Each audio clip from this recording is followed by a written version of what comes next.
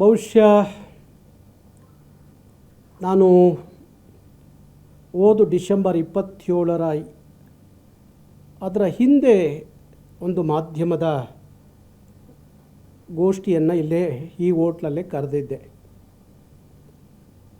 ಆಗ ನಿಮಗೆಲ್ಲರಿಗೂ ಸಹ ನಿಮ್ಮ ಜೊತೆಯಲ್ಲಿ ಮಾತಾಡುವಾಗ ಆ ಡಿಸೆಂಬರ್ 27 ಹೋರಾಟ ಬಹುಶಃ ಕರ್ನಾಟಕದ ಇತಿಹಾಸದಲ್ಲಿ ಸರ್ಕಾರಗಳು ಒಂದು ಕಾಯ್ದೆಯನ್ನು ಮಾಡುವ ಮಟ್ಟಕ್ಕೆ ನಾವು ಆ ಹೋರಾಟವನ್ನು ತಗೊಂಡು ಹೋದವು. ಅದರ ಪರಿಣಾಮವಾಗಿ ನಾನು 16 ದಿವಸ ಜೈಲುವಾಸವನ್ನು ಅನುಭವಿಸಿದೆ.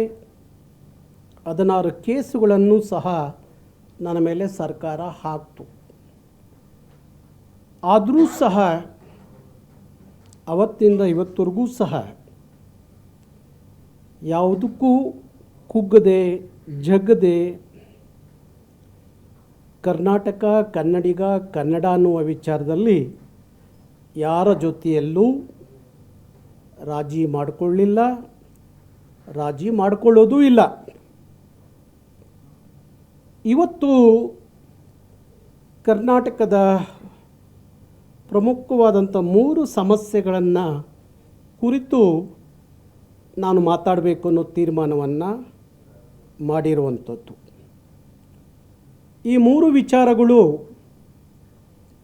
ಒಂದು ಕಡೆ ಕರ್ನಾಟಕ, ಮತ್ತೊಂದು ಕಡೆ ಕರ್ನಾಟಕದ ಭಾಷೆ ಕನ್ನಡ, ಮತ್ತೊಂದು ಕಡೆ ಕರ್ನಾಟಕದ ನೆಲದ ಮಕ್ಕಳು ಕನ್ನಡಿಗರ ಬದುಕು. ಈ 3 ವಿಚಾರಗಳನ್ನು ಇಟ್ಕೊಂಡು ನಾನು ಮಾತಾಡಲಿಕ್ಕೆ ಇವತ್ತು ನಿಮ್ಮನ್ನೆಲ್ಲರನ್ನ ಇಲ್ಲಿ ಬರಮಾಡಿಕೊಂಡಿದ್ದು. ಕರ್ನಾಟಕದಲ್ಲಿ ಏನು ಉತ್ಪಾದನೆ ಆಗುತ್ತೆ,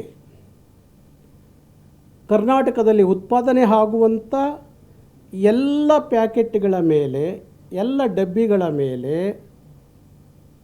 ಕರ್ನಾಟಕಕ್ಕೆ ಬರುವಂಥ ಎಲ್ಲ ಪ್ರಾಡಕ್ಟ್ಗಳೇನಿದ್ದಾವೆ ಆ ಎಲ್ಲದರ ಮೇಲೆ ಕನ್ನಡವನ್ನು ಬಳಸಬೇಕು, ಕನ್ನಡವನ್ನು ಕಡ್ಡಾಯವಾಗಿ ಬಳಸಬೇಕು ಅನ್ನುವ ವಿಚಾರವನ್ನು ಕರ್ನಾಟಕ ರಕ್ಷಣಾ ವೇದಿಕೆ ಇವತ್ತು ಒಂದು ವರ್ಷಕ್ಕೆ ಸಾವಿರಾರು ಹೊಸ ಪ್ರಾಡಕ್ಟ್ಗಳು ಬರ್ತವೆ. ಇಲ್ಲ ಇಲ್ಲೇ ಉತ್ಪಾದನೆ ಆಗ್ತವೆ, ಇಲ್ಲ ಬೇರೆ ಬೇರೆ ರಾಜ್ಯಗಳಲ್ಲಿ ಉತ್ಪಾದನೆ ಆಗಿ ಕರ್ನಾಟಕ ರಾಜ್ಯಕ್ಕೆ ಬರ್ತವೆ. ಆ ಉತ್ಪಾದನೆ ಆಗಿ ಬರುವಂಥ ಪ್ಯಾಕೆಟ್ಗಳ ಮೇಲೆ ಇಂಗ್ಲೀಷ್ ಇರುತ್ತೆ, ಹಿಂದಿ ಇರುತ್ತೆ, ಆದರೆ ಕನ್ನಡ ಇರಲ್ಲ. ಇವತ್ತು ನೀವೆಲ್ಲ ದಿನಪತ್ರಿಕೆಯನ್ನು ಗಮನಿಸಿದಿರಿ ಅಂತ ಹೇಳಿ ನಾನು ಭಾವಿಸ್ತೇನೆ. ಪ್ರಜಾವಾಣಿ ಅನ್ನೋ ಒಂದು ಪತ್ರಿಕೆಯಲ್ಲಿ ಇವತ್ತೊಂದು ದೊಡ್ಡ ಸುದ್ದಿಯಾಗಿದೆ. ಮೆಡಿಕಲ್ ಮಾಫಿಯಾ ಎಷ್ಟರ ಮಟ್ಟಿಗೆ ಕೆಲಸ ಮಾಡ್ತಾ ಇದೆ ಅನ್ನೋದಕ್ಕೆ ಅನೇಕ ಔಷಧಿಗಳು ಇವತ್ತು ಯಾವ ಉತ್ಪಾದನೆ ಆಗುವಂಥ ಆ ಉತ್ಪಾದನೆ ಮಾಡುವಂಥವರ ಹೆಸರಿನಲ್ಲೇ ಬರುವಂಥ ಪ್ರಾಡಕ್ಟ್ಗಳೇನಿದ್ದಾವೆ ಅವು ಯಾವುದ್ರ ಮೇಲೂ ಸಹ ಕನ್ನಡ ಇಲ್ಲದೆ ನಮ್ಮ ಜನಕ್ಕೆ ಅದು ಗೊತ್ತಾಗದೆ ಬರೀ ಇಂಗ್ಲೀಷ್ನಲ್ಲಿ ಹಿಂದಿಯಲ್ಲಿ ಇದ್ದ ಕಾರಣ ಸುಮಾರು ನಕಲಿ ಔಷಧಿಗಳು ಕರ್ನಾಟಕಕ್ಕೆ ಬರ್ತಾ ಇದ್ದಾವೆ ಅಂತ ಹೇಳಿ ಇವತ್ತು ದೊಡ್ಡ ಸುದ್ದಿ ಆಗಿದೆ. ಯಾಕೆಂದರೆ ಔಷಧಿಗಳ ಮೇಲೂ ಸಹ ಕನ್ನಡ ಬಳಕೆ ಆಗದೆ ಹೋದರೆ ನಮ್ಮ ಹಳ್ಳಿಯ ಜನರ, ಮುಗ್ಧ ಜನರ ಆ ಔಷಧಿಯನ್ನು ನಾವು ಹೇಗೆ ಬಳಸಬೇಕು, ಅದರ ಪರಿಣಾಮ ಏನು, ಅದಕ್ಕೆ ಏನು ಬಳಕೆ ಆಗುತ್ತೆ ಅನ್ನೋ ಅರಿವು ಗೊತ್ತಾಗದೆ ಹೋದರೆ ಆ ಪ್ರಾಡಕ್ಟನ್ನು ನಾವು ಬಳಸೋದು ಹೇಗೆ ಅನ್ನುವ ಪ್ರಶ್ನೆ.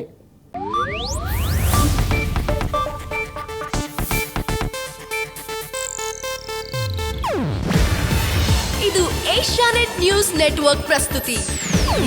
ನೀವು ನೋಡ್ತಿದ್ದೀರಾ ಏಷ್ಯಾ ನೆಟ್ ಸುವರ್ಣ ನ್ಯೂಸ್.